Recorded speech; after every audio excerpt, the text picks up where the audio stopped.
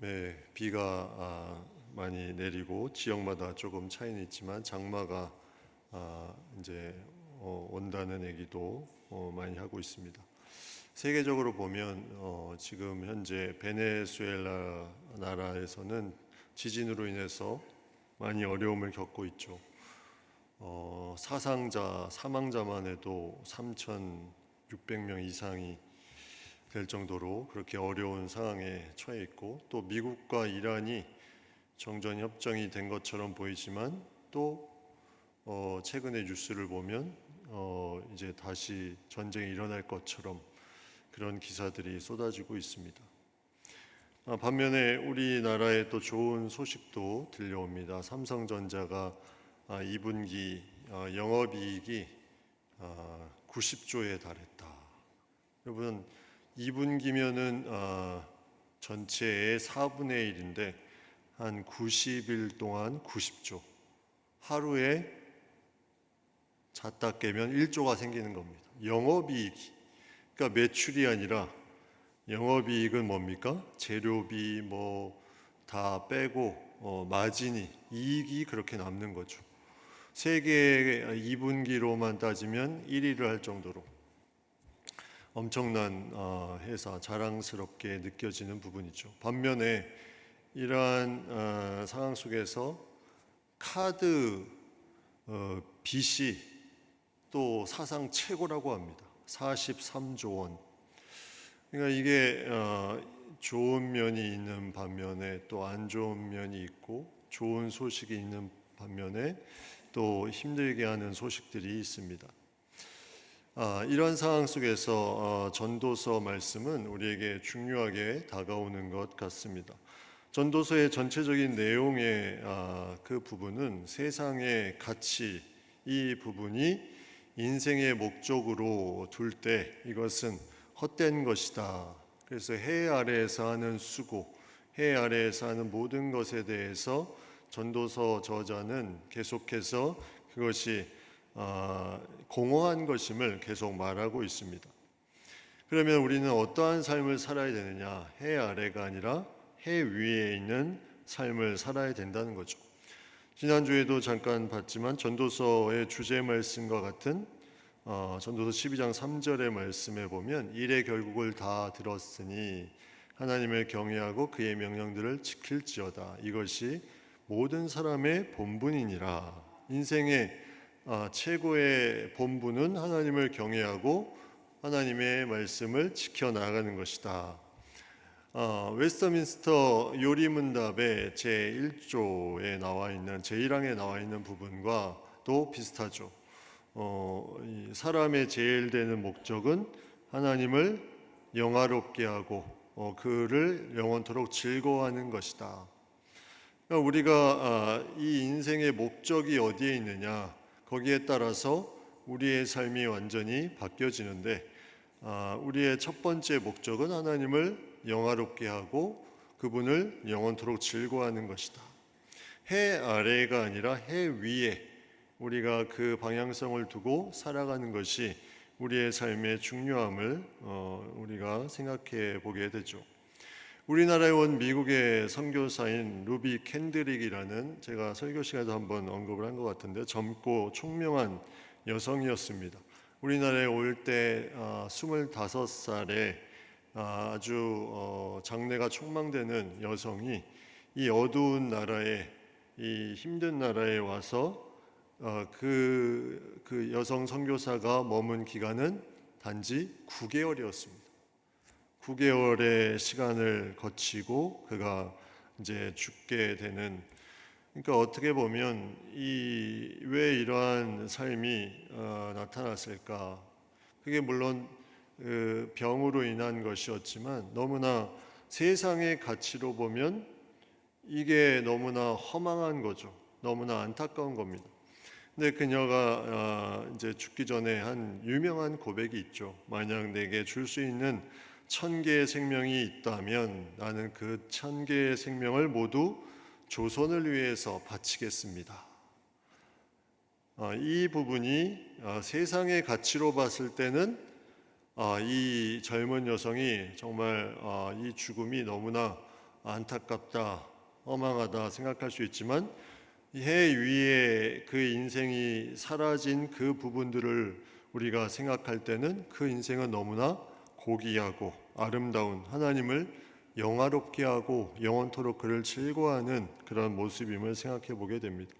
또 한 사람 우리가 잘 아는 짐 엘리엇 선교사, 5명의 선교사가 함께 에콰도르 와오라니 부족 선교를 위해서 1952년에 이제 들어가서 56년에 거기에서 순교를 하게 되죠. 그 순교한 내용이 이제 영화로도 만들어져 있는데 그때 창을 들고 오는 와오라니 부족 앞에 그들이 가지고 있었던 것은 바로 총이었습니다. 근데 총을 그들을 향해 쏘지 않습니다. 방어하지 않습니다. 그냥 창에 찔려 죽게 됩니다.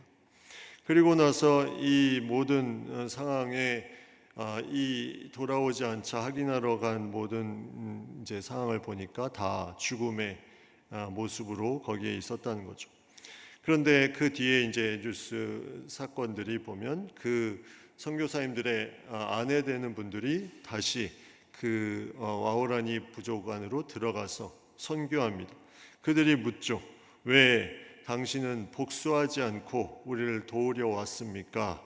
왜 그때 총이 있음에도 불구하고 왜 우리를 쏘지 않았습니까? 그때 이제 말합니다. 하나님의 아들 예수 그리스도가 이 땅에 오셨는데 그는 십자가에 묵묵히 달려 돌아가셨다.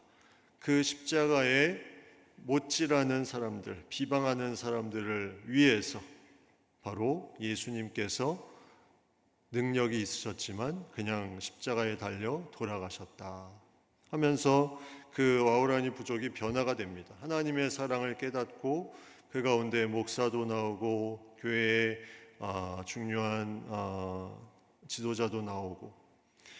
과연 우리의 그 초점이 어디에 있느냐? 세상의 가치로 봤을 때는 아이고 저 젊은 나이에 쯧쯧 안 됐다 하지만 이것이 해 아래 기준으로 봤을 때는 그러할 수 있지만 해 위의 기준으로 우리가 다시 생각해 본다면 이거는 완전히 다른 부분으로 우리가 생각을 하게 되는 거죠. 반면에 오늘 전도서의 이 환경을 우리가 생각해 보면 아주 잘 살고 또 이 전도자가 아주 지혜가 많고 그런 시대에 살고 있었습니다.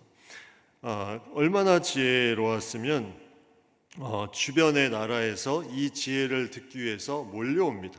금과 향품과 보석을 들고 이 지혜를 얻기 위해서 나오는 그러한 시대.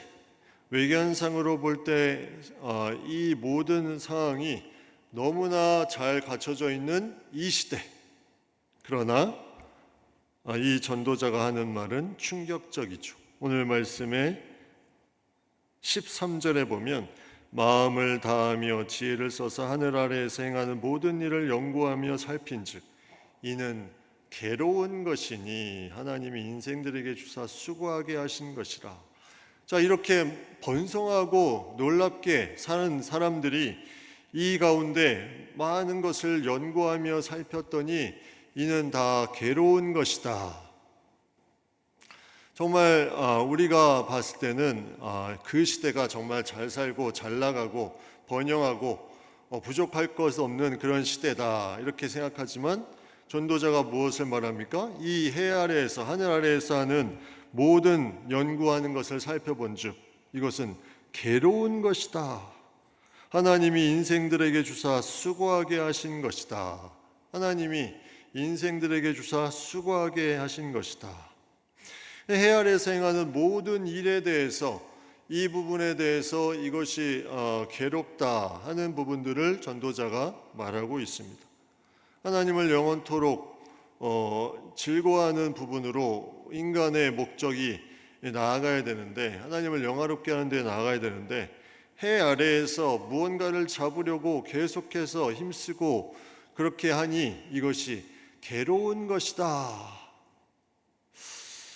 과연 여기에서 전도자는 무엇을 말하려고 했을까? 오늘 말씀의 뒤에 계속 보면 14절에 해 아래에서 행하는 모든 일을 보아노라 보라 모두 다 헛되어 바람을 잡으려는 것이리다. 이 모든 것이 헛되어서 바람을 잡으려는 것과 같다. 바람이 잡힙니까? 잡히지 않죠. 우리 이제 사전에 바람잡이라는 게 있죠. 바람잡이, 이 부정적인 좀 뉘앙스가 강한데 뭔가 사실인지 아닌지는 뭐 정확하지 않지만 뭔가 동기부여를 해서 그 일을 하게끔 만드는 사람을 바람잡이라고 하죠. 이 자체가 이게 잘못된 말이 헛된 것이라는 거죠. 바람잡이. 바람잡이를 따라가면 아까 얘기했던 카드빗 43조가 계속 그 바람잡이에 이제 뉴스가 바람잡이가 되고 사람이 바람잡이가 되고 그런 동기부여가 잘못됨에서 이 비투 현상이 계속 나타나는 거죠.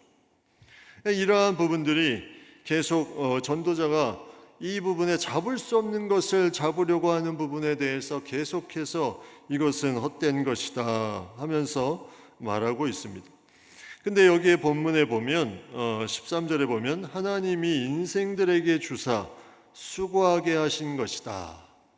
자, 이 모든 괴로운 것을 하나님이 인생들에게 주사 수고하게 하신 것이 맞습니까? 인생이 해 아래에서 괴로워하는 부분이 하나님이 인생들에게 주사 수고하게 하신 것. 자, 여기에 이제 우리가 창세기에 들어가 보면 창세기 말씀에 하나님께서 인간에게 처음에 주신 것은 이렇게 괴로운 일이 아니었습니다. 이 세상을 잘 다스리는 것이었어요. 하나님과 함께. 그래서 동물의 이름도 짓고 함께 동역하는 것인데 이게 언제 괴로워집니까? 죄를 범하고 나서 괴로운 일이 됩니다. 그래서 창세기 3장 17절 말씀에 아담에게 이르시되 내가 내 아내의 말을 듣고 내가 내게 먹지 말라 한 나무의 열매를 먹었은즉 땅은 너로 말미암아 저주를 받고 너는 내 평생에 수고하여야 그 소산을 먹으리라. 이제 어떻게 됩니까? 내 평생에 수고하여야 소산을 먹게 됩니다. 이 일을 감당해야 이제 소산을 먹게 됩니다. 무엇 때문에? 죄 때문에 이렇게 된 거죠. 인간이 그 죄의 범위에서 벗어나지 않으면 계속해서 이 수고하면서 계속 괴롭게 인생을 살아갈 수밖에 없음을 성경은 말하고 있다는 거죠. 그 범위, 죄의 범위 안에 있으면 계속 수고하여야 뭔가를 계속 괴로운 일을 해야 이 소산을 먹게 되는. 지금 해 아래에서 이루어지는 모든 것이 그렇게 이루어지고 있다는 거예요. 해 아래에서 이루어지는 모든 것이. 때로는 뭐 엄청나게 번영할 수 있고 때로는 그 가운데 뭐 놀라운 발견을 할 수 있지만 해 아래에서 하는 모든 것이 수고하여야 그 괴로움을 다 겪어야 이 소산을 먹을 것이다. 그런데 성경에 보면 이러한 창조 시대부터 나타난 인간의 죄로 인해서 인한 부분들이 계속 삶에 흘러가서 지금까지 이것이 다가오고 있죠. 지금 이 시대에도 얼마나 이 많은 것들이 번영하며 누리고 있습니까? 해 아래에서 우리의 시각이 거기에 맞춰지며 살고 있습니다. 이건 우리가 의도하지 않았음에도 불구하고 해 아래 시각이 너무나 이게 커지고 방대해지고 발달이 빠르다 보니까 우리도 모르게 해 아래 시각에 우리가 시선을 고정시킵니다. 그래서 영적인 그런 간절함과 열망이 점점 줄어드는 현상이 나타나는 거죠. 해 아래 것이 너무나 강하다 보니까 우리 인간의 죄성이 이 가운데 계속해서 나타나는 가운데 우리가 하나님에 대한 그 마음들이 해 아래에 고정시켜져서 이것을 제대로 누리지 못하는 그런 현상들이 나타납니다. 인간의 연약함, 그것을 바람을 잡는 것과 같다. 15절에는 구부러진 것 곱게 할 수 없다. 모자란 것도 셀 수 없다. 계속해서 이제 많이 얘기를 하는 그 연약함 속에서 오늘 말씀의 제일 뒷부분에 18절에 보면 지혜가 많으면 번뇌도 많으니 지식을 더하는 자는 근심을 더하느니라. 그러니까 뭔가 계속해서 이 부분에 대해서 지혜와 지식을 쌓아갑니다. 세상에서 지혜와 지식을 쌓아가니까 여기에 대해서 뭐가 많아져요? 번뇌도 많고 근심도 많아집니다. 여러분, 질병에 대해서도 한번 생각해 보면 지금 현재 이 질병이 과거에는 이렇게 많았을까요? 의학이 발달하고 기술이 발달하면서 우리가 몰랐던 질병의 코드들이 엄청나게 많이 생깁니다. 이러한 코드들이 계속해서 생기면서 우리에게 어려움을 가져다 주죠. 그런 부분들이 계속 우리의 어떤 삶에 그전에는 몰랐던 것들이 알게 되고 그러한 부분들이 계속 우리에게 다가오는, 암도 사실 이 암이라는 게 예전에는 그런 것들이 자세히 없었죠. 그냥 넘어가는 일도 많았고 ADHD도 마찬가지.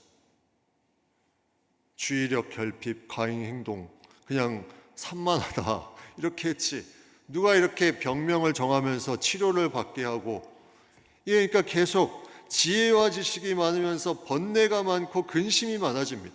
모르면 그냥 면역 체계가 그것을 이겨낼 수 있는 힘을 주는데 아니까 아는 순간부터 더 거기에 번뇌하고 근심하니까 더 몸이 망가지게 됩니다. 이게 일반적인 그런 인간의 모습이라는 거죠. 그러니까 우리가 괜히 그렇게 많이 알 필요가 없어요. 병원에서는 계속 이것을 조직 검사해보자 해서 암세포 나올 때까지 계속합니다. 10번에서 안 나왔는데 11번까지 해서 암세포가 나왔습니다. 일상생활하는데 전혀 문제가 없는데, 이게 지혜가 많으면 번뇌도 많으니 지식을 더하는 자는 근심을 더하느니라. 인간의 수고가 원래 그렇게 괴로운 일이 아니었죠. 근데 이 수고가 죄로 인해서 괴로운 일이 됩니다. 해 아래에서 하는 모든 것들이 괴로운 일이 되는데, 자, 그러면 하나님이 여기에서 인간을 그냥 내버려 두셨을까요? 그건 아닙니다.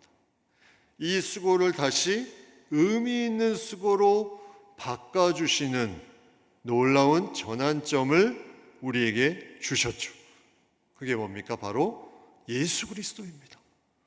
예수님을 만나는 그 순간에 우리가 해 아래에서 정말 지지고 볶고 수고했던 모든 괴롭고 헛된 일이라고 했던 부분들이 이제는 하나님을 영화롭게 하고 그를 계속해서 즐거워하는 인생으로 바뀌게 되는, 그래서 수고해서 괴롭다, 헛되다 이 부분이 어떻게 바뀝니까? 빌립보서 4장 13절 말씀에 내게 능력 주시는 자 안에서 내가 모든 것을 할 수 있느니라. 완전히 차원이 다른 거예요. 해 아래에서는 내가 뭔가를 열심히 수고합니다. 일하고 뭔가를 지혜와 지식을 짜내서 뭔가를 했는데 다 하고 나니까 헛되다, 괴롭다. 그런데 예수 그리스도를 만나고 해 위로 가니까 내게 능력 주시는 자 안에서 내가 모든 것을 할 수 있느니라. 이 얼마나 큰 변화입니까? 이 고백을 이제 바울이 하기 전에 그 앞에 있는 말씀이 빌립보서 4장 12절 말씀이 나는 비천에 처할 줄도 알고 풍부에 처할 줄도 알아.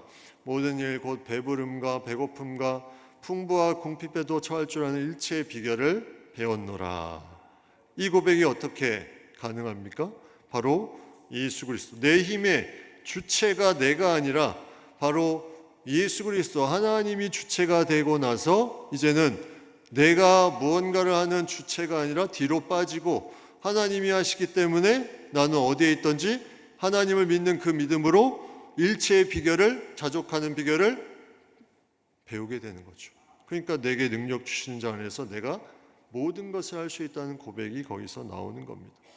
인간의 세상의 지혜와 지식으로는 계속 이것을 쌓고 무언가를 하려면 번뇌와 근심만 계속 차지만 내가 하나님께 맡기고 거기에 대해서 이 모든 것을 하나님께서 주체가 되셔서 하실 것을 믿음으로 나아가면 능력 주시는 자에서 내가 모든 것을 할 수 있다. 완전히 다른 차원의 세계를 사는 거죠. 전도자는 이것을 지금 말하고 있는 거예요. 너희 그렇게 세상에서 지혜와 지식을 쌓아가면서 해 아래서 수고하고 헛된 일을 계속 해나가는 것, 본인이 그것을 경험했잖아요. 본인이 그것을 경험해 보니까 이것을 뼈저리게 느끼고 이것을 아주 강하게 반대되는 모습을 계속해서 알려주기 위해서 이 해 아래에서 모습을 계속 말하고 있습니다. 너희 해 아래에서 이제 그렇게 살지 마. 해 아래에서 사는 것 그렇게 살지 말고 해 위로 가서 하나님을 경외하고 하나님의 말씀을 지켜라. 이것이 바로 전도자의 강한 선언이었습니다. 내 힘으로 세상을 살려고 아둥바둥하지 마라. 지나고 보니 다 괴롭고 헛된 일이다. 그래서 이러한 세상의 지혜와 지식, 여기에 대해서 인간은 죄 가운데 이 부분에 대해서 이제 굴복당한, 그러니까 죄 가운데 해 아래에 있는 어떤 권세에 굴복당한 삶을 살게 되죠. 그 굴복당한 삶에 대해서 로마서 8장 20절에 새 번역 성경으로 보면 이렇게 되어 있습니다. 조물이 아니라 피조물이, 피가 빠져서 피조물이 허무에 굴복했지만 그것은 자의로 그렇게 한 것이 아니라 굴복하게 하신 그분이 그렇게 하신 것입니다. 그러나 소망은 남아 있습니다. 여기 한번 로마서 8장 20절에 그 내용이 피조물이 허무에 굴복했지만 그것은 자의로 그렇게 한 것이 아니라 굴복하게 하신 그분이 그렇게 하신 것이다. 만물이 그 해 아래에서 허무에 굴복당한 것은 바로 악한 세력이 승리해서가 아니라는 거예요. 그러니까 하나님이 이것에 대한 이제 그 주권이 또한 있는데 인간이 죄에 대한 하나님의 심판의 차원에서 그렇게 살게 하신 것이지 이렇게 된 것이 악한 것이 승리해서 그렇게 된 것이 아니라는 겁니다. 그러면 다시 어떻게 됩니까? 이것이 다시 일어날 수 있는 소망은 남아 있습니다. 이게 로마서 8장 20절에 새 번역 성경에 그렇게 되어 있는 거예요. 우리 한글 성경에는 뒤에 소망은 남아 있습니다 이렇게 표현되어 있지 않습니다. 근데 새 번역 성경으로 보니까 아주 정확하게 그 소망이 뭐예요? 바로 예수 그리스도. 피조물이 허무한데 굴복했습니다. 세상의 해 아래 지혜와 지식에 거기에 맞춰서 살다가 이제는 예수 그리스도를 통해서 이것을 뛰어넘는 세상으로 살게 되는. 근데 우리의 삶을 보면 아직 해 아래가 너무나 많잖아요. 솔직히 생각을 해보십시오. 해 아래에 집중하고 있잖아요. 해 아래에 아둥바둥 내가 뭔가 괴로운 일에 집중하고 있잖아요. 그래서 하나님께서 우리에게 말씀하시는 내용을 한번 보면 마태복음 11장 28절 30절 말씀, 수고하고 무거운 짐진 자들아. 자, 여기서 앞에 뭘 넣으면 좋을까요? 해 아래서 수고하고 무거운 짐진 자들아 다 내게로 오라. 내가 너희를 쉬게 하리라. 나는 마음이 온유하고 겸손하니 나의 멍에를 메고 내게 배우라. 그리하면 너희 마음이 쉼을 얻으리니 이는 내 멍에는 쉽고 내 짐은 가벼움이라. 이 앞에 뭘 넣으면 좋을까요? 해 위에서, 해 아래 수고하고 무거운 짐진 자들아 내게로 오라. 해 위에서 내 멍에는 쉽고 내 짐은 가볍다. 여러분, 이게 추상적인 것이 아니에요. 내 삶이 무겁고 수고하는 것 같이 느껴지는 그 부분을, 해 아래서 하는 부분들을 해 위로 올라가면 내 멍에는 쉽고 내 짐은 가볍다. 왜? 내가 이제 아둥바둥 할 필요가 없다는 거예요. 내가 풍부에 처할 줄도 알고 빈곤에 처할 줄도 압니다. 내가 주체가 아니기 때문에 하나님의 놀라운 역사하심을 기대하며 그것이 가능해지는 거죠. 해위. 그래서 거듭난 인생은 바람을 잡는 것이 아니라 어떻게 삽니까? 표대를 향하여 달려가죠. 빌립보서 3장 12절 말씀에 내가 이미 얻었다함도 아니요 온전히 이루었다함도 아니라 오직 내가 그리스도 예수께 잡힌 바 된 그것을 잡으려고 달려가노라. 이 전도자가 탄식하며 말합니다. 너희 이제 해 아래에서 그렇게 살지 마. 내가 살아보니까 탄식과 괴로움과 헛된 것뿐이야. 이제 해 위로 제발 올라가라. 본인이 그것을 자신이 경험하면서 분명하게 말하고 있습니다. 그러니까 루비 캔드릭 선교사가 25세의 나이에 짐 엘리어 선교사 그 5명의 동료 선교사가 그 젊은 나이에 죽었지만 그 인생이 해 위의 인생이니까 하나님이 그것을 통해서 놀라운 역사 가운데 지금까지 그 하나님의 동역하는 영향력을 퍼뜨려 나가고 계시는 거죠. 해 아래선 아무리 수고하고 아무리 열심히 해도 하나님이 그것을 통해서 이 땅에 영향력을 발하지 않지만 해 위에 가면 내가 아무리 짧게 살아도 한국에 와서 9개월만 있어도 그 인생이 아름답게 영향력을 미치는, 여러분 어떠한 인생을 살겠습니까? 우리는 이제 해 아래에서 해 위로 나아가는 분명한 특권을 우리에게 주셨습니다. 이것을 제대로 누리기 위해서 우리는 해 위를 계속해서 우리가 바라보며 나아가야 됩니다. 그런데 세상의 이 모든 부분들을 보면 계속 우리를 불안하게 만들고 무언가 바람잡이를 따라가야 될 것 같고 뭔가 내가 놓치고 있는 것 같고 해 아래의 것들이 계속 우리의 삶에 중요한 부분으로 다가오게 만드는, 여기에 전도자가 분명히 말하고 있습니다. 너희 해 아래에서 세상의 그 기준으로 똑같이 살래? 우리에게 분명히 말씀하고 있는 것 우리는 귀담아 듣고 우리가 해 위 예수 그리스도를 바라보며 나아갈 수 있는 우리가 될 수 있기를 바랍니다.